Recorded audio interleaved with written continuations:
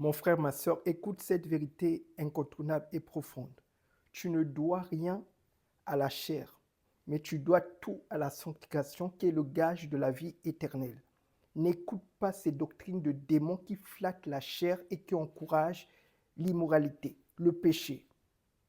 Voilà, ce type de prédication, ce type d'enseignement où on te caresse dans le sens de la chair, ce sont des doctrines de démons qui vont te conduire en enfer. Oui, ils vont te dire que ces personnes prêchent un évangile de frayeur, mais n'importe quoi.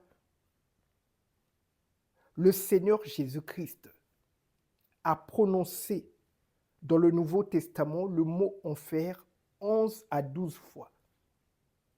L'enfer dans le Nouveau Testament se définit comme un lieu de châtiment pour les anges déchus, selon Matthieu 25, verset 41. Donc, si tu suis les doctrines de démons, selon 1 Timothée 4, verset 1, tu vas te retrouver en enfer.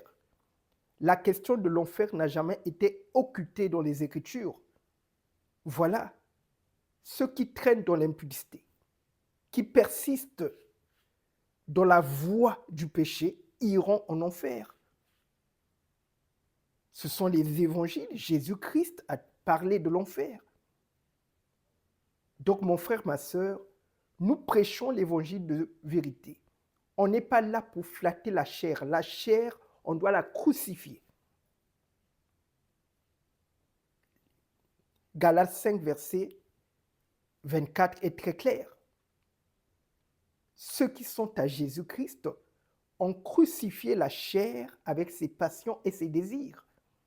L'un des signes les plus tangibles que tu appartiens à Jésus-Christ, c'est que l'impudicité n'a plus de bagage dans ta vie. Si tu n'es pas radical avec le péché aujourd'hui, le péché sera radical avec toi. Si tu ne crucifies pas la chair aujourd'hui, la chair va te crucifier demain. Et si tu traînes dans l'impudicité et le péché, tu vas perdre ton salut. On n'est pas là pour caresser. Certains vont venir s'agiter dans la case commentaire. Mes très chers amis, nous prêchons l'évangile de vérité. Ce que je suis en train de dire, vous pouvez aller vérifier dans les Écritures. Nous sommes dans les temps de la fin.